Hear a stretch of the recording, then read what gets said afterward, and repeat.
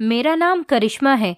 दिल्ली के एक medical college में गांव के अनपढ़ और गरीब लोगों को 5 लाख रुपए देकर उनकी जवान लड़कियों पर कौन सा एक्सपेरिमेंट किया जाता है, ये जानकर आपका भी शरीर कांप उठेगा।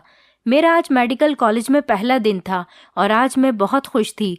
मैं अपने करीब से चारों तरफ से लोगों को गुजरता हुआ देखकर, जो कि सफ़ेद कोट पहने हुए थे और मेडिकल कॉलेज के डॉक्टर थे, उन डॉक्टर्स को देख देख कर बहुत ज़्यादा खुश हो रही थी। मैंने सोचा कि यहाँ की ज़िंदगी हमारे गांव की ज़िंदगी से कितनी अलग है ना। लड़के और लड़कियाँ एक साथ ही हंस बोल रहे थे। हमारे गांव में तो लड़के और लड़कियों को आपस में ज़्यादा बातचीत करने की परमिशन ही नहीं होती है, और यहाँ तो शहर में सब कुछ बिल्कुल अलग ही था। अपनी मर्जी से जिससे चाहे बोल सकते थे और अपनी मर्जी के हिसाब से ही कपड़े पहन सकते थे। घर से निकलने पर भी किसी तरह की कोई रोक टोक नहीं थी, वरना गांव में तो लड़कियों को घर से बाहर भी निकलने नहीं दिया जाता है। यहाँ पर लड़कियों ने जीन्स टॉप पहने हुए थे और उनके गले में तो दुपट्टा तक नहीं था। दिल्ली के इस मेडिकल कॉलेज का बहुत ही अजीब माहौल था, जबकि मैंने हमेशा लड़कियों वाले स्कूल और कॉलेज से ही अपनी पढ़ाई कंप्लीट की थी। मैं बहुत मेहनती और इंटेलिजेंट लड़की थी। सारे गांव से लड़कर मेरे माता पिता ने मेरा इस कॉलेज में एडमिशन करवाया था। अभी मैं अपने मेडिकल कॉलेज को चारों तरफ से घूर घूर कर ही देख रही थी कि अचानक एक लड़की मेरे पास आकर कहने लगी, क्या तुम न्यू एडमिशन हो? मैंने कहा, जी मैं न्यू एडमिशन हूँ। उस लड़की ने जैसे ही अगला सवाल किया कि तुम कहाँ से आई हो, तुमने किस कॉलेज से पढ़ाई की है, थोड़ा कुछ हमें अपने बारे में भी बताओ। मैंने कहा, जी बिल्कुल बताती हूँ, मैं गांव से आई हूँ।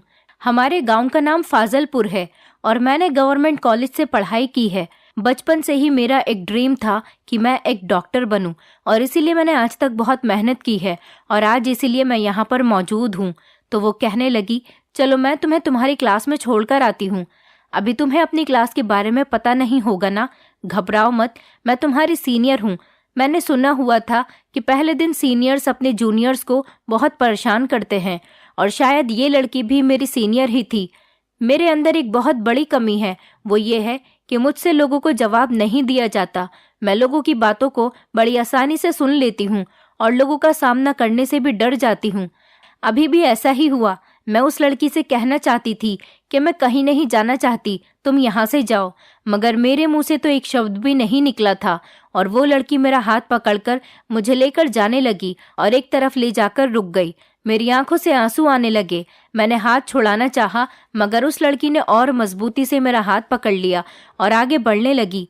वो मुझे लेकर कैंटीन में आ गई थी। वहां देखा तो उसके ग्रुप के लोग वहां पर बैठे हुए थे। वो 3 लोग थे, जिसमें एक लड़की थी और 2 लड़के थे। डर की वजह से मैंने रोना शुरू कर दिया था। वो लोग मुझे देखकर हंसने लगे, और वो लड़की जो मुझे यहाँ पर लेकर आई थी, वो कहने लगी, चलो जल्दी से अपने पर्स से पैसे निकालो और हम सबको पिज्ज़ा और कोल्ड ड्रिंक पिलवाओ। मैंने कहा, देखो मेरे पास इतने पैसे नहीं हैं, मैं गांव से आई हूँ और एक गरीब लड़की हूँ, प्लीज़ मुझे जाने दो, मुझे तंग मत करो। लेकिन उस लड़की ने ज़बरदस्ती आगे बढ़कर मेरे हाथ से मेरा पर्स छीन लिया, और इससे पहले वो मेरे पर्स को खोलने की कोशिश करती, अचानक ही किसी ने आकर उस लड़की के हाथ से मेरा पर्स छीन लिया और मुझे वापस दे दिया। मैंने देखा था कि वो एक लड़की थी। वो लड़की लगभग मुझसे 5 साल बड़ी लग रही थी। वो उन लोगों की भी सीनियर थी। उसका एटीट्यूड और उसका गुस्सा देखकर वो सब लोग वहां से डरकर भाग गए थे। उसी टाइम मेरी उस लड़की के साथ अच्छी बातचीत हुई, और धीरे धीरे हम दोनों की बातचीत होते ही हम दोनों एक दूसरे के अच्छे फ्रेंड्स बन गए थे। उसका नाम कियारा था और वो एक अमीर फैमिली से बिलोंग करती थी। वो अमीर माता पिता की बिगड़ी हुई और इकलौती औलाद थी। मैंने उससे बड़ी हैरान होकर पूछा कि तुम इतनी बड़ी होने के बाद एडमिशन ले रही हो, आखिर ऐसा क्यों? तुम्हारी एज के लोग तो डॉक्टर बन जाते हैं। तो वो कहने लगी, मेरे पेरेंट्स की चाहत थी कि मैं एक डॉक्टर बनूं, और मेरा मूड नहीं था, बल्कि मेरा तो पढ़ाई लिखाई में कोई इंटरेस्ट ही नहीं। ये तो मेरे पेरेंट्स की बिना पर मैं यहाँ पर आ गई हूँ, वरना मैं तो पढ़ाई से बहुत दूर रहना चाहती हूँ। मुझे कोई डॉक्टर वॉक्टर बनने का कोई शौक नहीं। अपने पेरेंट्स के कहने पर मैं काफ़ी पढ़ लिख गई थी। फिर मेरा उन्होंने यहाँ पर एडमिशन करवा दिया। मैं सिर्फ यहाँ पर अपने पेरेंट्स की चाहत को पूरा करने के लिए आई हूँ। मैंने सोच लिया कि अपने पेरेंट्स की खुशी की खातिर मैं आ जाती हूँ, लेकिन अगर मेरा पढ़ाई में मन लगा तो ठीक, और नहीं लगा तो मैं वापस आ जाऊंगी। मैं उस लड़की की बात सुनकर बहुत इम्प्रेस हुई थी, बल्कि मैं क्या, वहाँ के सारे लोग उससे इम्प्रेस होते थे। उसका ड्रेसिंग स्टाइल और बोलने का स्टाइल इतना अच्छा होता था कि सारे लोग उसे देखते रह जाते थे, और वो देखने में भी बहुत प्यारी थी। उसने कॉलेज में आते ही काफ़ी सारे सीनियर्स के साथ फ्रेंडशिप कर ली थी, लेकिन मेरी उसके अलावा कोई फ्रेंड नहीं थी।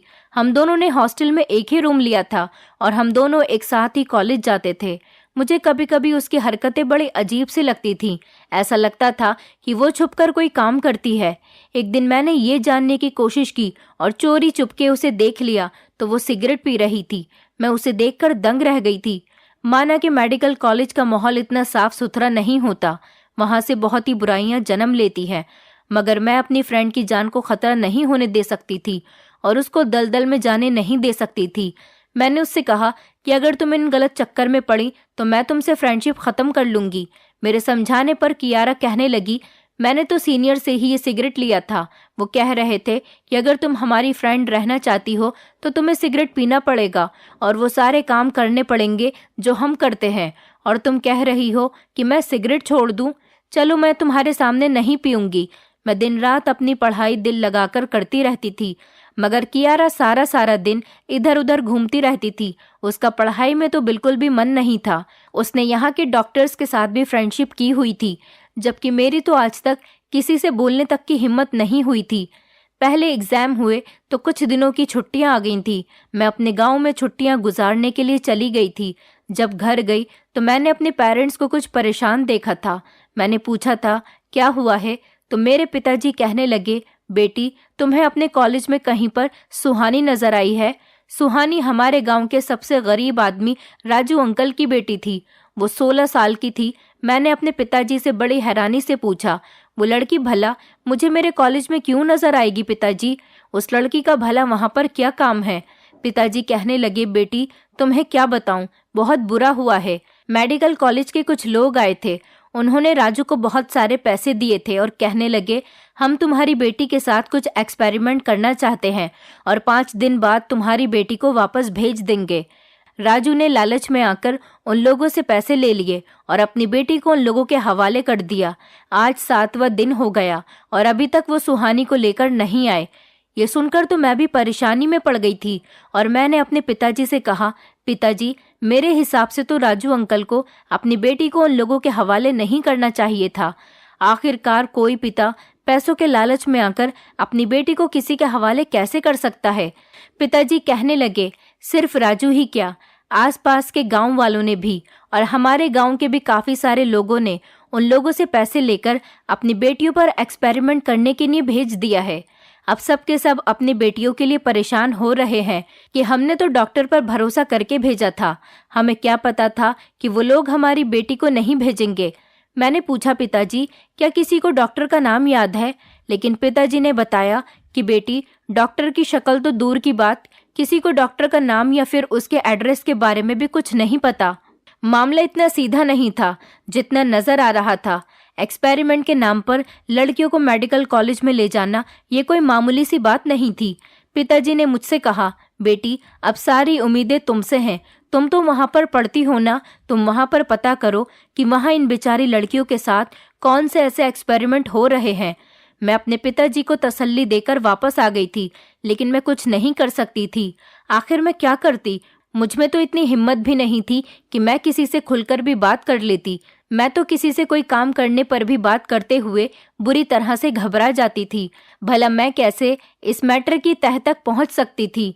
मैंने सोचा भी कि मैं ये सारी बात कियारा को बताती हूँ, हो सकता है वो मेरी कोई हेल्प कर दे। उसकी तो सारे डॉक्टर्स और काफी लोगों के साथ अच्छी जान पहचान थी, वो तो किसी से भी पता कर सकती थी। मैंने कियारा को सारी बात बताई और उससे हेल्प के लिए रिक्वेस्ट की। हम क्लास लेने के बाद अस्पताल जाते थे। मुझे उम्मीद थी वहां जाकर कुछ न कुछ पता चल ही जाएगा।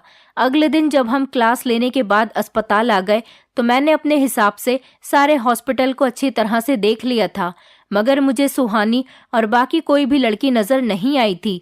मैंने कियारा से पूछा, मगर उसने भी यही कहा कि मैंने 1-2 डॉक्टर से पूछा है, उन्होंने यही बताया कि यहाँ एक्सपेरिमेंट के लिए ऐसी कोई लड़कियां नहीं लाई गईं, वो कोई और अस्पताल होगा। मुझे भी यही लग रहा था कि वो यहाँ नहीं है, किसी और अस्पताल में होंगी। अभी तो गांव जाने में काफ़ी टाइम बाकी था, इसीलिए मैंने सोचा कि चलो कोई बात नहीं, हो सकता है कि कोई ना कोई बात तब तक मेरे सामने आ ही जाएगी। मुझे आजकल कियारा के रंग ढंग बिल्कुल भी ठीक नहीं लग रहे थे। कभी कभी रात को मेरी आंख खुल जाती थी तो वो मुझे अपने बिस्तर पर नजर नहीं आती थी। क्लास टाइम पर भी वो अपनी सीट पर नहीं होती थी। न जाने वो कहाँ गायब हो जाती थी। एक दिन मैंने उसे किसी से फोन पर बात करते हुए सुना था। वो मेरे बारे में कह रही थी कि अरे वो तो बड़ी बेवकूफ सी लड़की है, उसे मेरी हरकतों पर क्या शक हो सकता है। वैसे भी वो लड़की अपने काम से काम रखने वाली लड़की है। कियारा ये बात नहीं जानती थी कि मैं उसकी बातें सुन रही हूँ, और उसे ये भी पता था कि मैं लोगों के मैटर में टांग नहीं अड़ाती हूँ और अपने काम से काम रखती हूँ। लेकिन इसके बावजूद भी मैं अपने इर्द गिर्द गलत होने वाले कामों से सावधान रहती हूँ और इस बात का ध्यान रखती हूँ कि कौन क्या कर रहा है। ये अलग बात है कि मैं ज्यादा किसी से बात नहीं करती और खामोश रहती हूँ। मुझे बड़ी हैरत हुई थी कि आखिर ऐसी कौन सी हरकतें हैं कियारा की, भला जिनके बारे में कियारा मुझसे छुपा रही है। मैंने अब कियारा पर नजर रखना शुरू कर दी थी। वो एक लापरवाह किस्म की लड़की थी जो मेडिकल कॉलेज में सिर्फ ऐश करने और टाइम पास करने के लिए आई हुई थी। लेकिन जो बातें कियारा मेरे बारे में फोन पर कर रही थी, उन्हें सुनने के बाद तो मेरा दिल दुखा था, क्योंकि मैं उसे अपनी अच्छी फ्रेंड समझती थी, लेकिन वो मुझसे कुछ न कुछ जरूर छुपा रही थी। कियारा छुट्टियों में अपने घर पर भी नहीं गई थी और ना ही एक बार भी उसके पेरेंट्स उससे यहाँ मिलने के लिए आए थे। और चौंकाने वाली बात तो ये थी कि उसे पढ़ने लिखने का कोई शौक ही नहीं था। एक दिन मैंने उसे अस्पताल के एक बड़े डॉक्टर के साथ उनके केबिन में बैठकर कॉफी पीते हुए देखा था। ये देखकर मैं चौंक गई थी। वो डॉक्टर सर्जन थे और बड़े ही एटीट्यूड वाले थे, मगर इस तरह से कियारा के साथ उनको हंसी मजाक करते हुए देखकर मुझे बड़ी हैरत हो रही थी। मैं अपनी पढ़ाई पर बहुत ध्यान दे रही थी और आधा साल गुजर गया था, लेकिन अभी तक पता नहीं चला था कि वो लड़कियां कहाँ पर हैं। कुछ दिनों बाद की बात थी। हम लोग अस्पताल में थे। कॉरिडोर से गुजरते हुए टाइम अचानक ही एक पेशेंट के चेहरे से चादर हट गई। उसे स्ट्रेचर पर ले जाया जा रहा था। उसका चेहरा देखते ही मेरे पैरों तले से जमीन निकल गई थी। वो और कोई नहीं बल्कि सुहानी ही थी। यहाँ पर वो क्या कर रही थी, और फिर स्ट्रेचर पर। ये सब देखकर तो मेरा दिमाग घूम गया था। इसका मतलब कि मेरे पिताजी बिल्कुल सच कह रहे थे। उसे यहाँ पर और इस हालत में देखकर मेरे होश उड़ गए थे। मैं जब होश में आई और पीछे मुड़ी तो न जाने वो स्ट्रेचर उसे कहाँ पर ले गया। मैं भागकर उसकी तरफ भागी थी और मुड़ मुड़कर चारों तरफ देख रही थी, मगर इतनी देर में वो उसे लिफ्ट में लेकर जा चुके थे। लिफ्ट पर 4th फ्लोर लिखकर आ रहा था। मैं इंतजार नहीं कर सकती थी, इसीलिए सीढ़ियों से भागते भागते ऊपर की तरफ चली गई थी। 4th फ्लोर पर तो इमरजेंसी वार्ड है और वो काफी बड़ा वार्ड था। मैंने ऊपर जाकर इधर उधर देखा तो मुझे कोई नजर नहीं आया। न जाने वो वार्ड बॉय उसे स्ट्रेचर पर लेटाकर कहाँ लेकर गया था। मैं इधर उधर देख रही थी कि तभी अचानक वार्ड से मुझे कियारा निकलती हुई नजर आई थी। मैंने उसे घूरते हुए देखा और उससे पूछा कि तुम यहाँ पर क्या कर रही हो। कहने लगी, मुझे डॉक्टर जतिन से कुछ काम था, इसलिए यहाँ पर आई थी। तुम बताओ, तुम क्या कर रही हो यहाँ पर। मैंने जोश में आकर उससे कहा कि अभी मैंने अपने गांव की लड़की सुहानी को यहाँ पर स्ट्रेचर पर लाते हुए देखा है। वो स्ट्रेचर पर बेहोश लेटी हुई थी और पता नहीं उसे किस वार्ड में ले जाया गया। कियारा कहने लगी, तुम्हें गलतफहमी हुई होगी, यहाँ पर कोई लड़की नहीं आई है। हाँ, थोड़ी देर पहले एक स्ट्रेचर पर एक औरत को लेकर गए हैं। वो औरत तो लगभग 50 साल की औरत थी और वो हार्ट पेशेंट थी। मैंने दिल में सोचा कि मुझे कोई गलतफहमी नहीं हो सकती।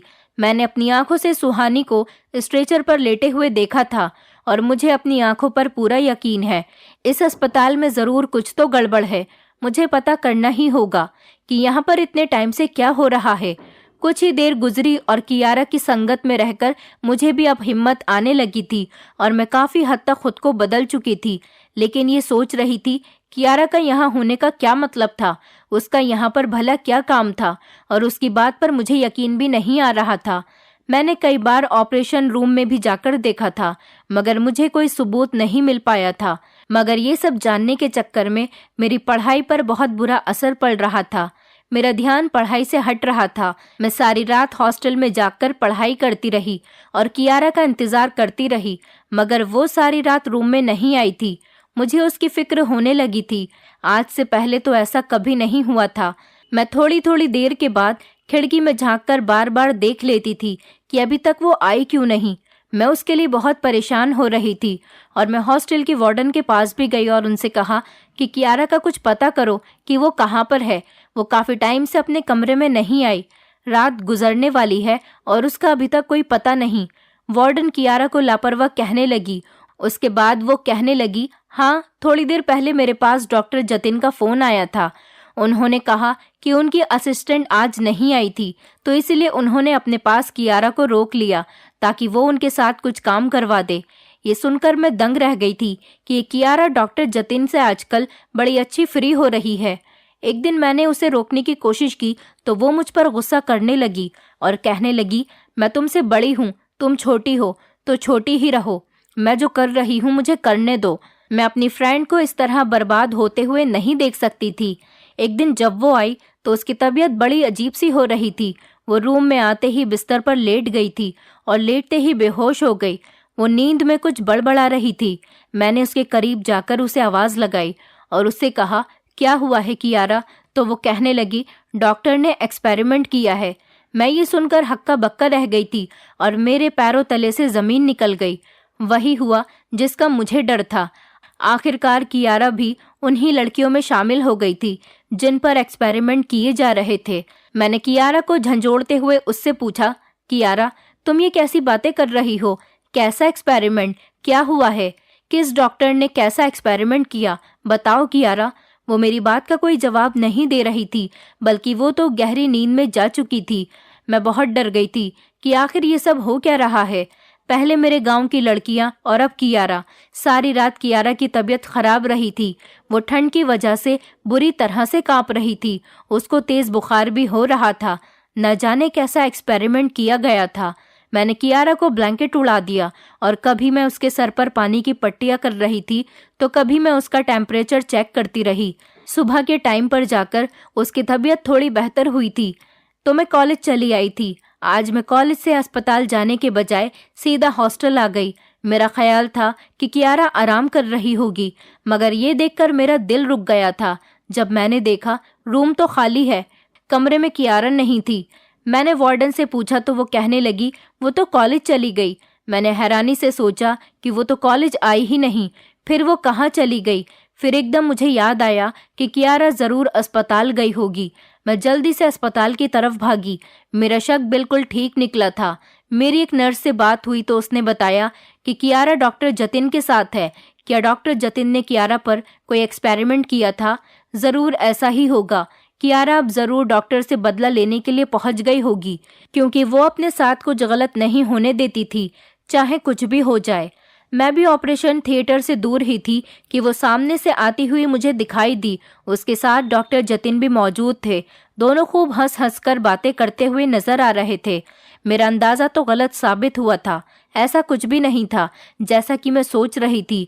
वो दोनों एक दूसरे के साथ बहुत खुश लग रहे थे और उन्हें देखकर तो बिल्कुल भी नहीं लग रहा था कि कोई बात है। मैंने फैसला कर लिया था कि इस बारे में मुझे कियारा के पेरेंट्स को बताना होगा ताकि वो अपनी बेटी को बचा लें।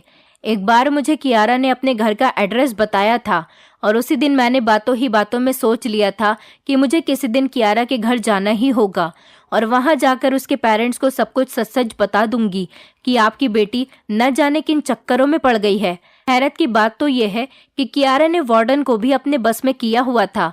जैसे कियारा उससे झूठ बोलने को कहती थी, वो उसी तरह से बात में झूठ बनाकर बता देती थी। वो उसके कभी लेट आने पर उससे पूछताछ नहीं करती थी, जबकि कोई भी लड़की वार्डन की परमिशन के बिना बाहर नहीं निकल सकती थी। मुझे अब शक होने लगा था कि कहीं कियारा भी इसी गैंग में तो शामिल नहीं हो गई, क्योंकि उसके बड़े बड़े डॉक्टर के साथ बहुत ही अच्छी जान पहचान हो गई थी। कुछ दिनों बाद हमारा ट्रिप जा रहा था। ट्रिप का तो बस नाम था, असल में तो एक गांव में कैंप लगाना था और पूरे 5 दिन वहां के लोगों का ट्रीटमेंट करना था। मुझे लगा था कि शायद कियारा नहीं जाएगी, मगर वो तो जाने के लिए सबसे पहले तैयार होकर बैठी थी। जिस दिन हमें ट्रिप के लिए निकलना था, इससे पहले वाली रात को मुझे नींद नहीं आ रही थी, तो मैं ब्लैंकेट में लेटी रही। कियारा को यही लगा कि मैं सो रही हूँ। तभी उसके मोबाइल पर किसी की कॉल आने लगी, तो वो बड़ी खामोशी से उठी और अपना मोबाइल लेकर गैलरी की तरफ चली गई। मैं भी चुपके चुपके उठी और गैलरी के दरवाजे की तरफ कान लगा दिए। वो किसी से कह रही थी कि हाँ, कल का प्लान बिल्कुल पक्का है, लगभग 15 लड़कियों को लाने का कॉन्ट्रैक्ट है। इसी सिलसिले में पैसों का भी बंदोबस्त हो गया है। पहले तो 5 लाख दिए जा रहे थे, लेकिन इस बार डबल करके 10 लाख रुपए देने के बारे में सोचा है, ताकि उन लड़कियों के पेरेंट्स किसी तरह का भी हम पर शक न करें और अपनी बेटियों को भेजने पर इनकार न कर सके।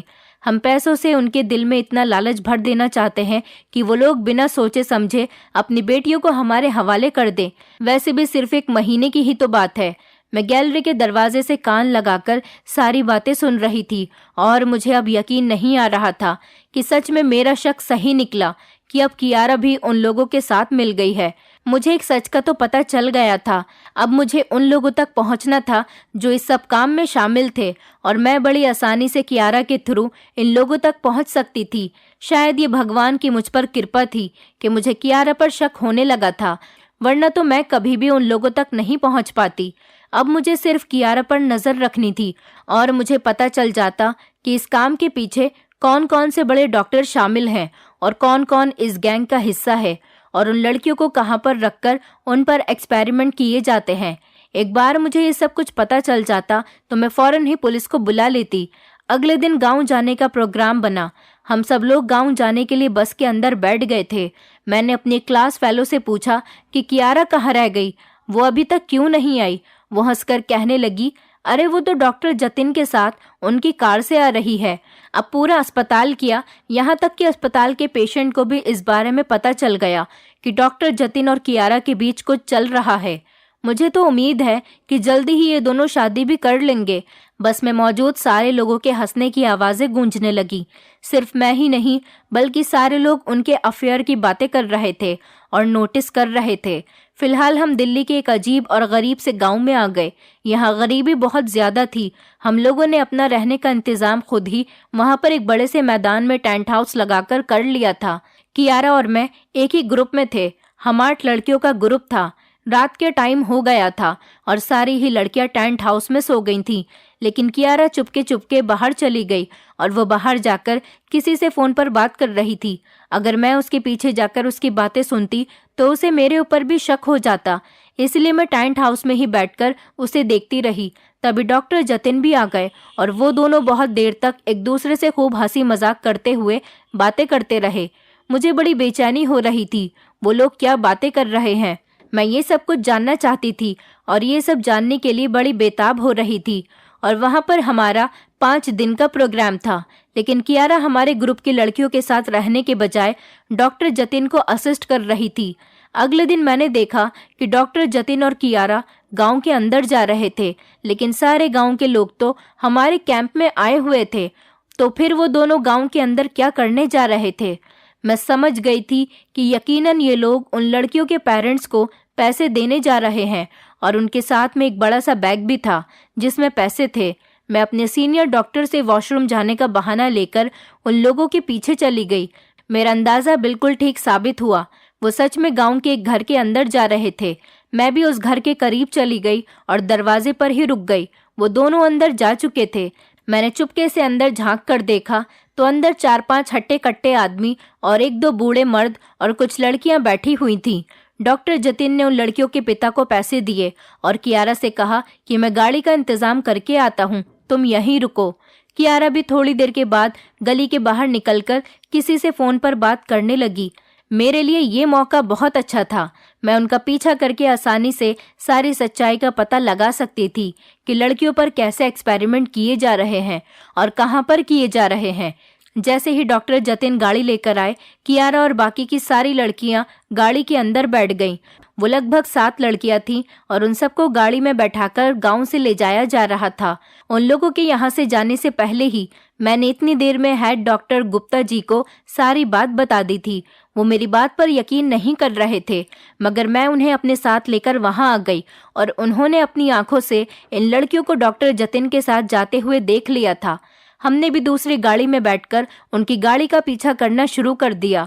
मैंने रास्ते में डॉक्टर गुप्ता को स्टार्टिंग से लेकर एंड तक की सारी कहानी बतानी शुरू कर दी थी कि कैसे हमारे गांव से बात शुरू हुई थी और किस तरह से मुझे कियारा पर शक हुआ था। मैंने उन्हें जब सब कुछ बता दिया तो डॉक्टर गुप्ता ने मुझ पर बहुत गुस्सा किया कि मैंने उन्हें ये बात पहले क्यों नहीं बताई, क्यों मैंने इतने दिनों से उनसे ये बात छुपा कर रखी। मैंने कहा, सर, मेरे पास कोई सबूत नहीं था। शायद बिना सबूत के कोई भी मेरी किसी भी बात पर यकीन नहीं करता कि इस सब में कौन कौन शामिल था, और अभी भी मुझे बस डॉक्टर जतिन और कियारा का नाम ही पता है। बाकी इन लोगों के साथ कौन कौन है, कौन कौन मिला हुआ है, इस बारे में मुझे कुछ नहीं पता। ये बात सुनकर मुझे डॉक्टर गुप्ता बहुत परेशान लग रहे थे। जाहिर सी बात है, ये परेशानी वाली बात तो थी कि उनके अस्पताल और मेडिकल कॉलेज की ही इज्जत का सवाल था। वो बार बार मुझसे बस यही बात पूछ रहे थे कि बेटा, आपने मेरे अलावा तो इस बारे में किसी से बात नहीं की। मैंने उन्हें बहुत यकीन दिलाया कि मैंने अभी सिर्फ ये बात आपको ही बताई है और किसी को नहीं बताई। तब जाकर उन्हें मेरी बात पर यकीन आया था। वो बेफिक्र हो गए थे। उसके बाद हम लगातार डॉक्टर जतिन की गाड़ी का पीछा करते हुए शहर पहुंच गए थे। अस्पताल की बिल्डिंग के बराबर में एक बिल्डिंग और बनी हुई थी जहां उनकी गाड़ी अंदर चली गई थी। मैंने डॉक्टर गुप्ता को कहा, सर, यही सही मौका है हमारे पास पुलिस को कॉल करके उसे बताने का। जल्दी से पुलिस को कॉल की जाए। वो कहने लगे, वो तो मैं कॉल करूंगा ही, मगर एक बार मैं खुद तो पूछ लूं इन लोगों से कि इन लोगों की हिम्मत कैसे हुई ये सब कुछ करने की। डॉक्टर गुप्ता ने मुझे अपने पीछे आने का इशारा किया और हम दोनों उनके पीछे चले गए। ये भी अस्पताल की ही बिल्डिंग थी, मगर काफी टाइम से इस्तेमाल में नहीं आ रही थी, तो इसीलिए मेरा शक कभी यहाँ पर गया ही नहीं था। हम दोनों अंदर चले गए। हमें देखते ही डॉक्टर जतिन और कियारा के होश उड़ गए थे। उनके चेहरे के एक्सप्रेशन बिल्कुल चेंज हो गए थे। डॉक्टर गुप्ता ने मुझे कहा, बेटा, अपना मोबाइल दो, मैं पुलिस को कॉल करता हूँ। मेरा मोबाइल गाड़ी में ही रह गया है। मैंने जल्दी से अपना मोबाइल डॉक्टर गुप्ता को दिया तो उन्होंने जमीन पर दे मारा। ये देखकर तो मैं हैरान हो गई थी कि मेरा फोन टूट चुका था, और ऐसा डॉक्टर गुप्ता ने क्यों किया। मैं बड़ी हैरानी से डॉक्टर गुप्ता की तरफ देख रही थी कि सर, आपने ये क्या किया और क्यों किया। मेरी तो कुछ भी समझ में नहीं आ रहा था। मेरे कुछ समझने से पहले ही डॉक्टर गुप्ता ने मेरे ही दुपट्टे से मेरे हाथ बांध दिए और मुझे डॉक्टर जतिन की तरफ धक्का दे दिया और कहने लगे, अगर आज मैं नहीं होता तो हम सब लोग मारे जाते। ये लड़की काफी दिनों से पीछे पड़ी हुई थी और तुम दोनों को पता भी नहीं चला। उन्होंने कियारा की तरफ देखते हुए कहा, कियार, तुम तो इस लड़की के साथ इस कमरे में ही रहती थी। तुम्हें तो इसके बारे में पता होना चाहिए था ना कि ये लड़की हम लोगों के पीछे सबूत इकट्ठे करने में लगी हुई है। ये सुनकर तो हैरत के मारे मैं उन लोगों को देखती की देखती रह गई। मैंने कहा, सर, आप भी इन लोगों के साथ मिले हुए हैं और आप भी इस काम में शामिल हैं। डॉक्टर गुप्ता हंसते हुए कहने लगे, हाँ, मैं भी इस काम में शामिल हूँ। तुम्हें बड़ा शौक था ना सब कुछ जानने का, तो चलो मैं तुम्हें बताता हूँ कि यहाँ ये सब कुछ क्या चल रहा है। सच ये है कि हम अपने अस्पताल को बहुत आगे पहुँचाना चाहते हैं, उसे एक ब्रांड बनाना चाहते हैं कि हर जगह हमारे ही अस्पताल का नाम चले। हमारा अस्पताल इतना ज़्यादा फेमस हो जाए कि लोग ज़्यादा से ज़्यादा तादाद में हमारे पास आएँ। हमें ख़ास तरह के वायरस की जानकारी पर रिसर्च कर रहे थे। जब हमें पता हुआ कि गांव के लोगों और ख़ासकर लड़कियों में इस वायरस के खिलाफ इम्यूनिटी पाई गई है, जवान लड़कियों के शरीर के अंदर अगर ये वायरस बीमारी नहीं फैला रहा था, तो हम इस वायरस को इन लड़कियों के शरीर में एब्जॉर्ब करके इस वायरस का एंटीडोट बना रहे थे। हम इस वायरस का एंटीडोट सबसे पहले मार्केट में एक्सपोज करना चाहते थे, जो सिर्फ जवान लड़कियों पर ही एक्सपेरिमेंट करके बन सकता था। वो लड़कियां गांव की सेहतमंद लड़कियां थीं और देसी घी और इस तरह का असली खाना खाती थीं, इसलिए उन पर वायरस का असर नहीं हो रहा था। मगर इसके अलावा एक और ख़ास बात पता चली कि इस वायरस के उनके शरीर में जाने से उनके शरीर में प्लेटलेट्स की क्वांटिटी ज़्यादा बढ़ने लगी थी। हम उन प्लेटलेट्स से ही इस वायरस के खिलाफ एंटीडोट बना रहे हैं और बहुत जल्दी ही अपनी इस कोशिश में सक्सेसफुल हो जाएंगे। एक और वजह भी सुनो, एक दूसरे देश की दवाई बनाने वाली कंपनी ने हमें एक ऐसी दवाई बनाने के लिए कहा जिसे लड़कियां खाकर अपनी उम्र से ज़्यादा बड़ी लगें, उनकी हेल्थ हाइट में बढ़ावा हो जाए और वो टाइम से पहले ही बालिग हो जाएं। अब जाहिर सी बात है, दवाई बनाने के लिए दवाई का तजुर्बा भी होना बहुत ज़रूरी है कि इसका कोई साइड इफ़ेक्ट तो नहीं होगा। क्या ये दवाई कामयाब होगी भी या नहीं। हमें जवान लड़कियां चाहिए थीं जिन पर एक्सपेरिमेंट किए जा सकें। वो भी अच्छी सेहतमंद लड़कियां, और वो सिर्फ गांव से ही मिल सकती थीं। शहर में तो लड़कियों में जान ही नहीं होती, पतली दुबली होती है, डाइटिंग करके अपने आप को फिट रखती है। अगर शहर में गांव जैसी लड़कियां मौजूद होती तो हमें इतने पैसे वेस्ट करने ना पड़ते। ये तो हो गई 2 वजह, अब तीसरी वजह भी सुनो। हम बिना मर्द के ही किसी भी औरत को प्रेग्नेंट करने के तरीकों पर भी एक्सपेरिमेंट कर रहे हैं। अब इसके लिए भी हमें सेहतमंद लड़कियां ही चाहिए थी, और इस काम में मुझ समेत 2-3 डॉक्टर और भी हैं। कियारा को भी हमने अभी कुछ दिनों पहले से ही अपने काम में शामिल किया है। अगर तुम चाहो तो अपनी जबान बंद रखकर हमारे ग्रुप में शामिल हो सकती हो, जिसके तुम्हें बहुत सारे पैसे मिलेंगे, और कियारा से ही कुछ सीख लो। कियारा सारे मैटर में खामोश खड़ी हुई तमाशा देख रही थी। मैं ये सब कुछ अपने कानों से सुनकर शॉक्ड रह गई थी कि ऐसा भी कर सकते हैं ये लोग जवान लड़कियों का कितना गलत फायदा उठा रहे थे। लोग इन डॉक्टर को अपना मसीहा मानते हैं, लेकिन ये लोग अपना पैसा कमाने के लिए इस हद तक भी गिर सकते हैं। इससे पहले मैं कुछ कहती, अचानक से बाहर पुलिस के सायरन की आवाज आने लगी। डॉक्टर गुप्ता ने घबराकर मेरे मुंह पर थप्पड़ मार दिया और कहने लगे कि तुमने बुलाया है पुलिस को? बदतमीज लड़की, जरूर तुमने ही बुलाया होगा उन्हें। तभी अचानक आवाज आई कि मैंने बुलाया है पुलिस को। जवाब कियारा की तरफ से आया था। हम सब लोग उसकी तरफ देखकर चौंक गए थे। तभी उसने अपने कपड़ों से छोटी सी गन निकालकर डॉक्टर जतिन और डॉक्टर गुप्ता पर तान दी। ये देखकर तो डॉक्टर गुप्ता के मुंह से निकला, कौन हो तुम? और उनके चेहरे पर पसीना आने लगा था। कियारा के होठों पर मुस्कुराहट फैल गई थी। कियारा कहने लगी, I am Sumidha from crime branch. बहुत टाइम से हमें खुफिया शिकायत मिल रही थी कि यहाँ पर इस अस्पताल में कुछ गलत हो रहा है। फिर मुझे स्टूडेंट बनकर यहाँ पर आना पड़ा। मैंने अपनी समझदारी और दिमाग से बहुत जल्दी आप लोगों की नज़र में अपना मकाम बना लिया था, और आप लोगों को भरोसा दिलाया था कि मैं आपका साथ देने के लिए एक अच्छी और भरोसेमंद लड़की हूँ। इसलिए तो आप लोगों ने मुझे अपने ग्रुप में शामिल कर लिया। मुझे बस आज के दिन का इंतजार था, और मैं छापा मारकर तुम लोगों को रंगे हाथों पकड़ना चाहती थी, और साथ ही इस जगह का पता भी करना चाह रही थी कि किस जगह पर तुम सब लड़कियों को रखते हो। कियारा ने मेरी तरफ इशारा किया और कहा, जहां तक सवाल है इस लड़की का, तो मुझे इतना पता था कि ये अच्छी और एहसास करने वाली लड़की है, मगर आज पता चला कि ये लड़की तो बहुत बहादुर है। कियारा ने मेरे हाथ खोले और इतनी देर में ही सारे पुलिस वाले अंदर आ गए थे, और उन लोगों ने छापा मारकर लड़कियों को बाहर निकाल दिया था, और साथ ही इन दोनों डॉक्टर को भी अरेस्ट कर लिया था। मुझे ये सब देखकर बड़ी खुशी हुई थी, और वो दोनों काफी लंबे टाइम के लिए जेल में अपनी सजा काटने के लिए चले गए थे। उन्हें बहुत कड़ी से कड़ी सजा होने वाली थी। सारी लड़कियां मेरे अपने गांव की ही थीं, जिनको मैं अपने साथ गांव लेकर चली गई थी, और उनको उनके पेरेंट्स के हवाले कर दिया था। उनके पेरेंट्स भी उनकी बेटियों को देखकर बहुत खुश हुए थे। कियारा ने बड़ी बहादुरी से उन लोगों को पकड़ लिया था, और कियारा ने सारी लड़कियों के पेरेंट्स को बुलाकर उन्हें अच्छी तरह से समझा दिया था कि अगर आज के बाद उन्होंने पैसों के लिए अपनी बेटियों को किसी के हवाले किया तो अगली बार वो उनको अरेस्ट कर लेगी। असली कसूरवार तो उनके पेरेंट्स थे, जो पैसे लेकर उन लोगों पर भरोसा किए बैठे थे और उनकी झूठी सच्ची बातों में आ गए थे। मैं कियारा से बहुत नाराज हुई थी, क्योंकि मैं तो उसे बहुत गलत समझ रही थी, लेकिन वो तो कुछ और ही निकली थी। वो जाते हुए मुझसे गले मिलकर गई थी, और उसने मुझसे वादा किया था कि वो हमेशा मेरे कांटेक्ट में रहेगी और हमारी दोस्ती कभी खत्म नहीं होगी। मैं तो अपनी सच्चाई और ईमानदारी की वजह से आज एक अच्छी डॉक्टर बन गई हूँ, लेकिन सुमेधा यानी कियारा, उनको आज भी अपने हॉस्टल में मिस करती हूँ। कियारा से मैं हर महीने उससे मिलने के लिए उसके पुलिस स्टेशन चली जाती हूँ। हम दोनों की दोस्ती पहले से ज्यादा गहरी हो गई। मैं अगर किसी मुसीबत में होती हूँ तो कियारा मेरा बहुत साथ देती है। अब हमारी लाइफ में सब कुछ बिल्कुल ठीक चल रहा है। मैं अपनी जिंदगी में बहुत खुश हूँ, क्योंकि मैं एक काबिल और बहुत अच्छी डॉक्टर बन गई हूँ।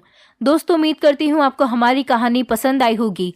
कहानी पसंद आई है तो वीडियो को लाइक करें, चैनल पर नए हैं तो चैनल को सब्सक्राइब करें, और हाँ, नोटिफिकेशन बेल को जरूर दबाएं ताकि अगली अपडेट सबसे पहले आपको मिले।